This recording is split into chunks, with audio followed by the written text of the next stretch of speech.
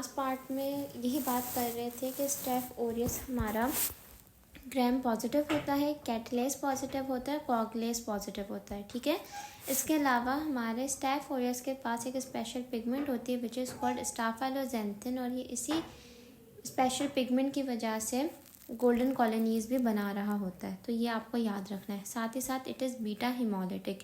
ये ऐसे पॉइंट्स हैं जो एमसीक्यूज़ में आते हैं और आप लोग गलत कर जाते हैं, बिकॉज ऑब्वियसली बुक में इतने सारे पॉइंट्स होते हैं, आप एक एक याद तो नहीं रख सकते। तो यहाँ पे इन सारे पॉइंट्स को मर्ज करने का यही रीज़न है कि एट लीस्ट आपको ये वाले तो सारे याद हो। ठीक है, साथ ही साथ मैंने ये वाली बात पेनिसिलिन वाले लेक्चर में भी बताई हुई है कि हमारा जो स्टाफाइलोकोकस होता है वो बीटा लैक्टमेज बनाता है और हमारी पेनिसिलिन को डिग्रेड कर देता है। इसी वजह से स्टेफ ओरियस को ट्रीट करना इज़ वेरी वेरी डिफ़िकल्ट। ठीक है, अब हम आ जाते हैं इसके विजिलेंस फैक्टर्स पे। आपको मैं एक आसान बात बता देती हूँ कि जितने भी ग्राम पॉजिटिव बैक्टीरिया होते हैं ना, उनके पास एक टीकोइक एसिड होता है। टीकोइक एसिड बैक्टीरिया की अटैचमेंट में हेल्प करता है। फॉर एग्जांपल स्टाफाइलोकोकस को स्किन इन्फेक्शन कराना है तो उसको स्किन पे चिपकना पड़ेगा। ठीक है, जब तक वो स्किन पे नहीं चिपकेगा जब तक वो काम नहीं कर सकेगा। तो इस चिपकने में, इस अटैचमेंट में टीकोइक एसिड बहुत ज़रूरी होता है। तो जितने भी ग्राम पॉजिटिव बैक्टीरिया होते हैं ना, सबके पास टीकोइक एसिड होता है जिसको अटैचमेंट में हेल्प करता है। साथ ही साथ अगर एक किसी भी बैक्टीरिया के पास एक कैप्सूल है तो उसकी फेगोसाइटोसिस बहुत मुश्किल हो जाएगी। तो स्टेफ ओरियस के पास भी पॉलीसैकेराइड कैप्सूल होता है। स्टेफ ओरियस के 11 सीरोटाइप्स होते हैं, मगर 5 और 8 सबसे ज़्यादा खतरनाक होते हैं। इसके अलावा कैटलेस पॉजिटिव है, कॉगलेस पॉजिटिव है, ये एंजाइम्स हैं जो इसकी जो काम करने की सलाहियत है या इन्फेक्शन फैलाने की सलाहियत है उसको ज़्यादा कर देते हैं। अब एक चीज़ ये है कि इसके पास प्रोटीन ए होता है, ये याद रखना है। स्ट्रेप्टोकोकस के पास कौन सा था? प्रोटीन एम था। स्टाफाइलोकोकस के पास क्या है? प्रोटीन ए है। ये चीज़ें याद रखनी है, ये एमसीक्यू में बार बार आती हैं। खैर, जो हमारे पास स्टाफाइलोकोकस ओरियस है उसके पास प्रोटीन ए है जो फेगोसाइटोसिस को इनहिबिट कर रही होती है। इसके पास एंडोटॉक्सिन वाली प्रॉपर्टीज़ भी होती हैं। नॉर्मली जो ग्राम पॉजिटिव बैक्टीरिया होते हैं उनके पास एंडोटॉक्सिन्स मौजूद नहीं होते, मगर स्टेफ ओरियस क्योंकि थोड़ा ज़्यादा खतरनाक है और ज़्यादा एडवांस्ड बैक्टीरिया हो चुका है तो इसके पास एंडोटॉक्सिन वाली भी एबिलिटीज़ होती हैं और इसके पास पेप्टाइडोग्लाइकिन भी मौजूद है। अब इसका नॉर्मल फ्लोरा क्या है? नॉर्मली हमारा जो स्टेफ ओरियस है वो नोज़ में प्रेजेंट होता है। ये एमसीक्यू आते हैं आपके जितने भी नॉर्मल फ्लोरा है ना बैक्टीरिया के, उसका एमसीक्यू बनता है। ठीक है, तो ये हमारा नोज़ में प्रेजेंट होता है। तो इसके विजिलेंस फैक्टर्स हो गए कंप्लीट। प्रोटीन ए वाला बार बार पूछा जाता है। जो चीज़ें इन स्लाइड्स में मौजूद है वो सारी आपको प्रॉपरली करनी है। ये पॉइंट्स आप किसी सूरत नहीं भूल सकते बिकॉज ये पेपर में आते हैं। अब मेन है ट्रांसमिशन। जो हमारा स्ट्रेप्टोकोकस की बात करें या स्टाफाइलोकोकस की बात करें, दोनों ही स्किन इन्फेक्शंस बहुत कराते हैं। तो अगर आप कोई ऐसा इन्फेक्शन वाला बंदा है उसके हाथ को पकड़ेंगे या उसकी इन्फेक्शन वाली जगह पे हाथ लगा लेंगे तो ऑब्वियसली आपको इन्फेक्शन फैल जाएगा। तो ट्रांसमिशन है हैंड कॉन्टैक्ट से या डायरेक्ट कॉन्टैक्ट से। साथ ही साथ अगर हम टॉवल्स वगैरह की बात करें तो ऑब्वियसली एक बंदा है उसके जिस्म पे एक इन्फेक्शन चल रहा है, स्किन इन्फेक्शन चल रहा है, वो अपने आप को जिस तौलिए से साफ़ कर रहा है आप भी अगर उसी को इस्तेमाल करेंगे तो वो इन्फेक्शन आपको फैल जाएगा। ठीक है, तो आप और बाकी नोज़ोकोमियल इन्फेक्शन भी होता है। लाइक अगर हॉस्पिटल में एक बंदे को इन्फेक्शन है तो दूसरे को भी बड़ी आसानी से फैल जाता है गंदी सिरिंजेस यूज़ करने से या गंदे टॉवल्स या गंदे नैपकिन्स यूज़ करने से। साथ ही साथ टैम्पन, ये तो इतना इम्पॉर्टेंट एमसीक्यू है ना। क्या होता है कि कुछ ऐसी लड़कियां होती हैं जो जब उन्हें पीरियड्स आ रहे होते हैं तो वो प्रॉपरली अपनी हाइजीन का ख्याल नहीं रखती, जिसकी वजह से वो अपने गंदे टैम्पन्स, गंदे मेंस्ट्रुअल कप्स को टाइम टू टाइम चेंज नहीं करती। ईदर वो बहुत ज़्यादा बिजी हैं, उनको प्रॉपर वॉशरूम नहीं मिल रहा जिसमें वो चेंज कर सके, या वो खुद से सुस्त है। व्हाट्सएवर रीज़न कुछ भी हो, बट टैम्पन्स वक्त पे चेंज ना करने की वजह से, आपकी हाइजीन सही ना होने की वजह से बहुत गंदा किस्म का टॉक्सिक शॉक सिंड्रोम हो रहा होता है स्टाफाइलोकोकस ओरियस की वजह से। तो ये चीज़ आपको नहीं भूलनी। और स्टाफाइलोकोकस ओरियस वाला इन्फेक्शन सिर्फ और सिर्फ इंसानों में होता है, तो ये चीज़ आपको याद रखनी है, ये आप नहीं भूल सकते, बहुत इंपॉर्टेंट है। डिजीज़ की बात करें तो दो तरह की होगी, एक पायोजेनिक, दूसरी टॉक्सिन मीडिएटेड। पायोजेनिक में आपने पढ़ा देखा होगा, इन्फेक्शन होता है, पस होता है, सिस्ट बनती है, तो ये जो एब्सिस वगैरह बनना है ना, पस वगैरह आ जाना, इसको हम बोलते हैं कि आपका पायोजेनिक मसला होता है। और पायोजेनिक इन्फ्लेमेशन या पायोजेनिक डिजीज़ आपकी कॉगलेस की वजह से बहुत ख़तरनाक हो रही होती है। और टॉक्सिन मीडिएटेड में आपके टॉक्सिन्स होते हैं। ठीक है, अब हम दोनों ग्रुप ऑफ डिजीज़ को पढ़ते हैं। अब जो हमारी पायोजेनिक है ना, पायोजेनिक डिजीज़ में आपको बस नाम याद हो, मोर देन इनफ है। ठीक है, और इसकी डिटेल लेविंसन में भी नहीं दी हुई। खैर, आप एक निमोनिक याद करें, सोप हाई सी, यह बहुत इंपॉर्टेंट है। आपसे उसमें पूछा जा सकता है कि आप स्टाफाइलोकोकस ओरियस की पायोजेनिक डिजीज़ के नाम लिखें, तो आपके दिमाग में अगर ये निमोनिक होगा ना, सोप हाई सी, तो आप फ़ौरन लिख देंगे। और ऑस्पे में इतना लिमिटेड टाइम होता है, आप सोच नहीं सकते कि यार ये वाली भी थी, वो वाली भी थी, तो ये निमोनिक्स आपको बहुत हेल्प करते हैं, तो ये आपको याद होना चाहिए, सोप हाई सी। अब हम जल्दी से देख लेते हैं। एस से हमारे पास सेप्टिसीमिया, मैंने पहले बताया ये एक ऐसा ग्राम पॉजिटिव बैक्टीरिया जिसके पास एंडोटॉक्सिन है, तो सेप्सिस सेप्टिसीमिया ये करा सकता है। ओ से ऑस्टियोमाइलिटिस है, ए से एप्सिस है, और ये एप्सिस मेटास्टेसाइज करेगी, एक जगह से दूसरी जगह फैलेगी। याद रखने वाले पॉइंट्स हैं, एमसीक्यू में बार बार आते हैं। पी से post surgical wounds. Post surgical wounds का ये होता है कि फॉर एग्जांपल एक आदमी है, उसका बाईपास ऑपरेशन हुआ हुआ है या कोई भी ऑपरेशन हुआ हुआ है, ठीक है, और अक्सर ऐसा होता है जब एप्सिस होती है ना, तो एप्सिस के जब इंसिशन या ड्रेनेज होती है तो डॉक्टर बोलता है मरीज़ को कि आपको अगले 1-2 हफ्ते तक रोज़ाना पट्टियाँ करानी है। अब अगर वो पट्टियाँ सही से नहीं हुई और इसमें स्टेफ ओरियस आ गया, तो वहाँ पे आपको वापस से एक पोस्ट सर्जिकल वूंड हो जाएगा, तो ये चीज़ याद रखनी है। हॉस्पिटल अक्वायर्ड नमूनिया बहुत होगा।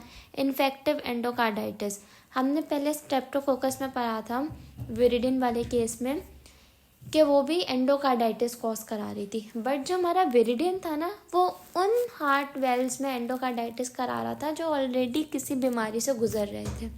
बट ये स्टेफ ओरियस इतना ख़तरनाक, इतना बुरा है कि ये नॉर्मल हार्ट वेल्व्स को ख़राब करके उनमें एंडोकार्डाइटिस करा देगा, तो ये बहुत ख़तरनाक बैक्टीरिया है। उसको ट्रीट करना एक तो मुश्किल भी है बिकॉज बीटा लैक्टमेसेस बना रहा है, दूसरा डिजीज़ इतनी ख़तरनाक करा रहा है, ठीक है। और सी से हमारे पास कंजक्टिवाइटिस आता है, और कंजक्टिवाइटिस भी हमारे पास यूनिलेटरल होते हैं, यानी सिर्फ एक ही आँख इन्वॉल्व होती है, दोनों आँख इन्वॉल्व नहीं होती है। और प्रूरुलेंट मतलब पस आ रहा होगा, इन्फेक्शन है ना, पस तो आएगा, और पायोजेनिक है तो बहुत ज़्यादा ही पस आएगा। तो ये हमारे पास पायोजेनिक डिजीज़ेस हैं स्टेफ ओरियस की, ये याद कर लें, निमोनिक याद कर लें, सोप हाई सी एग्ज़ाम के लिए बहुत इंपॉर्टेंट है, किसी सूरत छोड़ने वाली चीज़ ही नहीं है ये, ठीक है। कुछ समझना है पूछ लेना, बट गलत ना करना, ठीक है। अब हम टॉक्सिन मीडिएटेड की बात करें, तो टॉक्सिन्स की वजह से 3 डिजीज़ेस आपको मेन होती हैं, food poisoning, scarlet skin syndrome और टॉक्सिक शॉक सिंड्रोम। और ये जो बलस इम्पेटिगो है वो स्कार्लेट स्किन सिंड्रोम का ही एक पार्ट होता है। तो मेन आपको ये डिजीज़ेस याद रखनी है। आपसे एमसीक्यू में पूछा जा सकता है कि toxin mediated diseases of staph aureus बताएं, तो आपको पता होना चाहिए food poisoning, scarlet skin syndrome, toxic shock syndrome. अब हम 1 बाय 1 सबको देखते हैं। फूड पॉइजनिंग में क्या होता है, मैंने कहा टॉक्सिन मीडिएटेड है, तो ऑब्वियसली टॉक्सिन तो आएगा, बट कौन सा आएगा, एंटेरोटॉक्सिन। फूड पॉइजनिंग हमारा एंट्रिक सिस्टम जीआईटी का है ना मसला, तो इस वजह से जीआईटी का ही टॉक्सिन होगा, एंटेरोटॉक्सिन है, ठीक है। ये जो टॉक्सिन है ना, ये बहुत ख़तरनाक है। हम अक्सर कहते हैं ना, खाना अच्छे से उबालो, गोश्त अच्छे से उबालो, उबालने से आपके जितने भी बैक्टीरिया होते हैं ख़त्म हो जाते हैं। बट जो स्टेफ ओरियस का एंटेरोटॉक्सिन है वो हीट रेजिस्टेंट है, आप जितनी हीट दे दो वो नहीं टूटेगा, वो स्टमक एसिड रेजिस्टेंट है। आपके पेट में जो स्टमक है, जो एक्चुअली बैक्टीरिया को ख़त्म करने के लिए है, स्टेफ ओरियस उससे भी रेजिस्टेंट है। तो ये एमसीक्यू आता है, और ये बहुत इंपॉर्टेंट पॉइंट है कि स्टेफ ओरियस का एंटेरोटॉक्सिन जो फूड पॉइजनिंग करा रहा है वो हीट रेजिस्टेंट भी है, वो स्टमक एसिड रेजिस्टेंट भी है, तो ये बहुत ख़तरनाक चीज़ हो जाती है। अब बेसिकली होगा क्या, आपका ये एंटेरोटॉक्सिन आपके बॉडी में जाएगा, आपके जीआईटी में जाएगा, वहाँ पे as a super antigen act करेगा और आपके मैक्रोफेजेस को और टी सेल्स को स्टिमुलेट करेगा, जिसके नतीजे में इंटरल्यूकिन 1 और इंटरल्यूकिन 2 रिलीज़ होंगे। जिसकी वजह से एक तो आपको इंटरल्यूकिन 1 से बुखार बहुत ज़्यादा होगा। और आप अगर क्लिनिकल वार्ड्स में जाते हैं तो हिस्ट्री टेकिंग में आपको आपके प्रोफेसर बोलते होंगे लाजमी कि हिस्ट्री लेते वक्त ये लाजमी पूछ लेना कि आपको बुखार तो नहीं है। क्यों हम पूछते हैं बुखार है या नहीं है?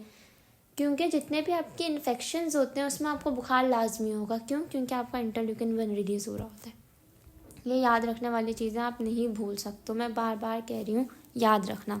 खैर, स्टेफ ओरियस का जो एंट्रोटॉक्सिन था वो हीट रेजिस्टेंट भी है, स्टमक एसिड रेजिस्टेंट भी है। हमारे जीआईटी में गया, मैक्रोफेजेस और टी सेल से उसने इंटरल्यूकिन 1 इंटरल्यूकिन 2 रिलीज़ कराया, जिसकी वजह से आपको बुखार हो गया और फूड पॉइजनिंग हो गई। फूड पॉइजनिंग में आपको पहले वॉमिटिंग होगी, फिर वाटरी डायरिया होगा। ठीक है, पहले वॉमिटिंग, फिर वाटरी डायरिया, और ये सब कुछ आपको 1 से 8 घंटे में हो जाएगा। अब अगर हम दूसरी चीज़ बात करें तो स्कारलेट स्किन सिंड्रोम, ये बड़ी कोई ख़तरनाक किस्म की चीज़ है। इसमें आपकी इस तरह से स्किन की हालत हो जाती है। अब इसमें क्या आप देख रहे हो, इसमें आपकी स्किन उतर रही है ना, इसमें आपकी स्किन उतर रही है ना। अब होगा क्या, आपकी स्किन है, स्किन पे एपिडर्मिस होता है। ठीक है, एपिडर्मिस से एपिथेलियल सेल्स है। आपने हिस्टोलॉजी में पढ़ा होगा कि एपिथेलियल सेल्स को एक साथ जोड़े रखने के लिए एक स्पेशल प्रोटीन होता है जिसको हम डेस्मोसोम कहते हैं, है ना। अब जो स्कारलेट स्किन सिंड्रोम करा रहा है उस टॉक्सिन को हमने एक्सोफोलिएटिन बोला है। ये एक्सोफोलिएटिन ये इस डेस्मोसोम को तोड़ता है, और जब ये डेस्मोसोम टूटता है तो आपकी स्किन ऐसे एक्सफोलिएट होती है, फटती है, बाहर आती है, उतरने लग जाती है। तो ये चीज़ आपको याद रखना है कि एक्सोफोलिएटिन प्रोटीएस के तौर पर काम करता है और ये हमारे डेस्मोसोम्स को तोड़ेगा और अल्टीमेटली आपकी एपिडर्मिस मतलब स्किन उतरने लग जाएगी। अगर पूरी बॉडी पे हो रहा है तो हम इसको स्कारलेट स्किन सिंड्रोम बोलेंगे, और अगर लोकलाइज्ड सिर्फ एक जगह पे है तो हम इसको बोलेंगे बल्लस इम्पेटिगो। ठीक है, अब हमारे पास टॉक्सिक शॉक सिंड्रोम है। टॉक्सिक शॉक सिंड्रोम भी एक सुपर एंटीजन मीडिएटेड होता है, और टॉक्सिक शॉक सिंड्रोम आपके गंदे टैम्पन्स की वजह से, गंदे मेंस्ट्रुअल कप्स की वजह से होता है। आपकी नेज़ल पैकेजिंग जो हम अक्सर ऐसा होता है जो बहुत ज़्यादा जिनको नाक में कोई इन्फेक्शन है, कोई बीमारी है, उसके लिए हम नेज़ल पैकेजिंग देते हैं, बट उसको पाबंदी से आपने नहीं चेंज किया तो आपको स्टेफ ओरियस लग जाएगा और आपको टॉक्सिक शॉक सिंड्रोम होगा। यहाँ पे कोई वुंड इन्फेक्शन है। ठीक है, ऑस्पी में ये वाली फिगर्स आती हैं। अब पूछा जाता है कि गंदे टैम्पन्स यूज़ करने से या प्रोलॉन्ग आपने बड़े लंबे अरसे तक टैम्पन चेंज नहीं किया है तो आपके कौन सा इन्फेक्शन हो सकता है, तो स्टेफ ओरियस हो सकता है। आपसे ये नोज़ वाली फिगर लगा के पूछा जा सकता है, आपसे ये वुंड इन्फेक्शन भी पूछा जा सकता है, तो ये तो आपने छोड़ना ही नहीं है। ठीक है, टॉक्सिक शॉक सिंड्रोम बहुत पूछते हैं। इसके अलावा हमारे पास स्टेफ ओरियस में 2 और बहुत इंपॉर्टेंट टॉक्सिन्स होते हैं। एक टॉक्सिन हमारी स्किन पे नेक्रोसिस कर रहा होता है, स्किन में होल्स लगा के लाइक स्किन के सेल्स को बिल्कुल तोड़ रहा होता है, साइटोटॉक्सिक इफेक्ट दिखा रहा होता है। और एक ऐसा टॉक्सिन होता है जो WBCs को ख़त्म कर रहा होता है। ठीक है, तो आपसे पूछा जाता है कि स्किन की नेक्रोसिस करने वाला, स्किन पे साइटोटॉक्सिक इफेक्ट दिखाने वाला टॉक्सिन कौन सा है, तो आपको याद होना चाहिए अल्फा टॉक्सिन है। और अगर कोई WBCs को डैमेज करने वाला टॉक्सिन पूछ रहा है तो आपको पता होना चाहिए कि वो PV ल्यूकोसाइडिन है। और ये PV ल्यूकोसाइडिन इतनी दफ़ा पेपर में पूछा जाता है, आप एक दफ़ा उठा के पास पेपर्स देख लें लम्स के, उसमें PV ल्यूकोसाइड 10 दफ़ा पूछा होगा। तो ये आपको याद रखना है कि WBCs को डैमेज करने वाला टॉक्सिन PV ल्यूकोसाइडिन होता है। ठीक है, इसके अलावा एक और ऐसी डिज़ीज़ होती है जो आपके स्टेफ ओरियस हो सकती है, उसको हम कावासाकी डिज़ीज़ बोलते हैं। कावासाकी डिज़ीज़ को वैसे आप डिटेल में वेस्कुलर पैथोलॉजी में पढ़ेंगे, बट यहाँ पे भी हम ज़रा देख लेते हैं कि स्टेफ ओरियस की वजह से कावासाकी डिज़ीज़ हो रही है। कावासाकी डिज़ीज़ में क्या क्या होता है, बेसिकली आपकी वेजल की इन्फ्लेमेशन हो रही होती है, उसमें बहुत ज़्यादा फीवर होता है, हाई फीवर होता है, कहा जाता है 105 डिग्री फ़ारेनहाइट तक भी फीवर हो जाता है, और ये बच्चों में ही होता है।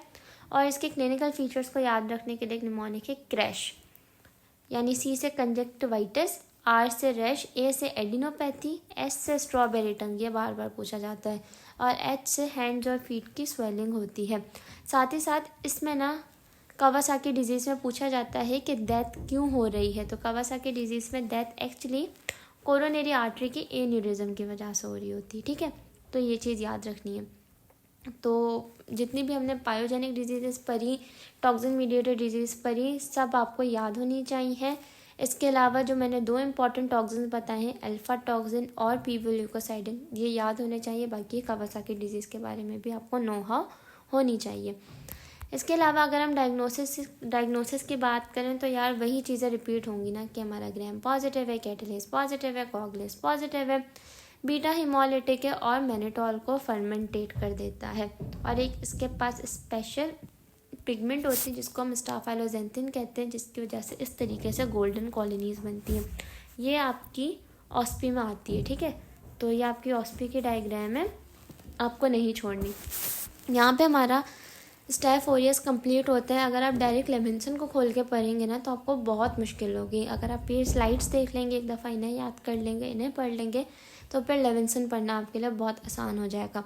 यहाँ पे हमारा स्टैफ ओरियस कंप्लीट होता है। नेक्स्ट पार्ट में मैं एपिडर्मिस और सेप्रोफाइटिकस आपको जल्दी से कंप्लीट करा देती हूँ।